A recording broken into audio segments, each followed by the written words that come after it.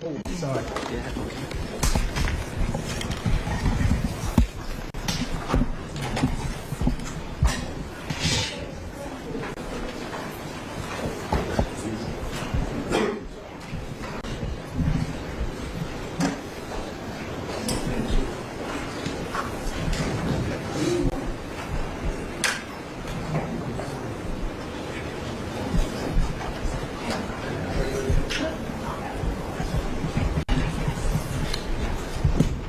Thank you very much. It's a real honor to have the highly respected, the great Prime Minister of the Kingdom of Norway with us today, who, as you know, has been doing a fantastic job and truly respected throughout the world as a leader. And thank you very much for being here. We appreciate it. And we're going to be having a meeting in the Oval Office in a little while where you'll be invited back and you can ask some questions. It's also a pleasure to have my friend who did such a good job at NATO, my great friend, right? So you really did. We started off, they had no money, and they ended up having a lot of money after we said, you got to pay up. But you did a fantastic job, and thank you very much. And I'm glad you're here. Glad we meet each other again under these circumstances. So we'll be meeting in a little while at the Oval Office, and if you have maybe one or two questions, we'll do it now, and after that we'll go to the Oval. Yes. Mr. President, on Russia, do you still believe that Putin is serious about peace given the events overnight in Ukraine?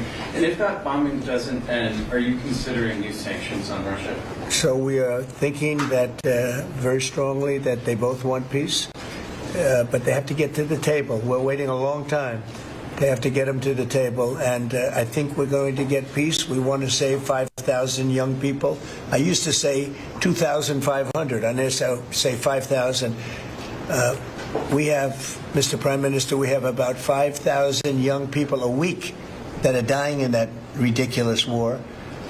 And, I started out because I didn't like all the money that we were paying, and then I realized how many people were dying.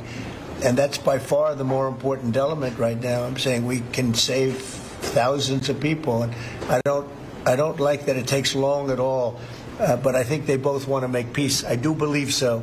There's a lot of hatred there. There's a lot of very bad blood, a lot of distrust. But I think I hope we're going to get there, for the sake of a lot of young people that are dying. Mr. President, do you have a deadline for when the party? I have my own deadline. And we want it to be fast. And the Prime Minister is helping us. He wants it to be fast too. And I think everybody in this, at this time in NATO, they want to see this thing happen. So we have a deadline, and after that, we're going to have a very much different attitude. But I think that has a very good chance of getting done. Mr. President, what can Norway do to prove that they're an important ally to the U.S.? What can Norway do? Just keep doing what they're doing. We have a very good relationship with Norway. Great leader, great people. I know many of the people in Norway, and it's truly it's an incredible country. So all they have to do is keep doing what they're doing, I think, is probably the best answer I can give. Yeah. As you pointed out, the former Secretary General of NATO is here. Mr. Stoltenberg, how important is the NATO defense alliance, Mr. President? Is it sacrosanct from your perspective? Well, it's a very interesting question. It's certainly very important for Europe, and I think without us it wouldn't be as nearly as powerful. And as the former Secretary General, who did a great job, can tell you, I played when I was there a very big role in making sure that NATO is funded by the 28. At that time, they had 28 countries, including us, because many of the countries weren't paid, and they ended up being paid, you would say. And the Secretary General was very nice about it, as far as I was concerned. Other presidents went in, they made a speech, and they left, and that kept going on. And in the meantime, they had no money. And the United States was paying far more than its fair share. You could say that they were paying, I actually said sometimes it looked like 100%, and it was unfair. And the two of us worked very well together, and we took care of the situation. There are some Country, Mr. President, there are some. Norwegian statistics are showing that the U.S. actually has a trade surplus with Norway. Are you going to be looking into that and see which of the countries are actually in a trade surplus? Yeah, well, with the United States, almost everybody has a surplus.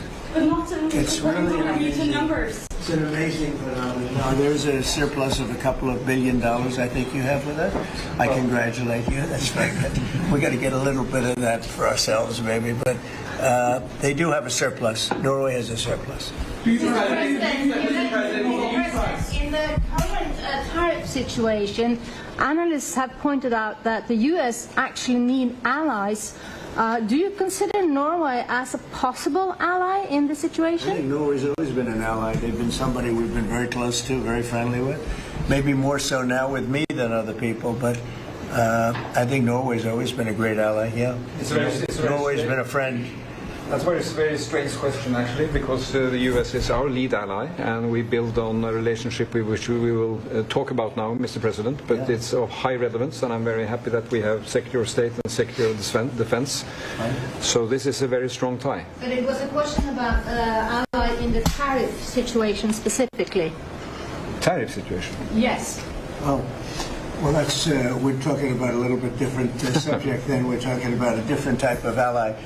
No, in this case, he would be very much inclined to be an ally of Norway because he wants to make the best business deal possible. And Norway and the Norwegians are great business people. They're great traders. They're great, very smart nation, very well-managed nation, has been for a long time, and in particular now with this leadership. But we'll be talking about trade and other things, and I think we're going to come to a conclusion very quickly. Mr. Prime Minister, I was wondering whether you think that Donald Trump, for his effort in Ukraine and otherwise, deserves to be nominated for a Nobel Peace Prize.